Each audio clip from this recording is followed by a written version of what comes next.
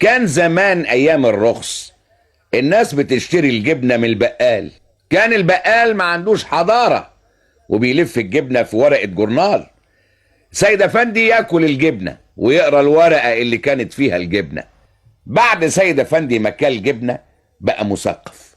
من يوميها حب الثقافة، لقى طعمها زي طعم الجبنة البيضة، من غيرها الدنيا مش حلوة. ما علينا.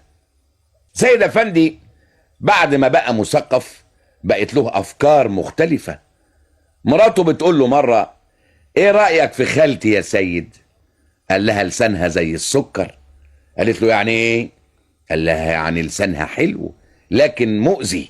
مراته ما فهمتش، قالت له: انت بتتريق عليا يا سيد؟ قال لها: عيب انا اتريق عليكي؟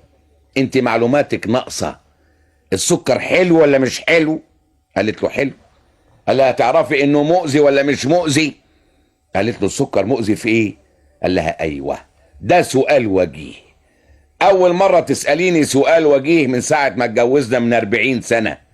يا سلام، 40 سنة متجوزين، مش حاجة عجيبة دي؟ مش حاجة ما حصلتش دي؟ قالت له: عجيبة في ايه يا سيد؟ ايه اللي عجيب في الجواز؟ سيد افندي قال لها: 2 مؤبد، بقالنا عايشين مع بعض فترتين مؤبد.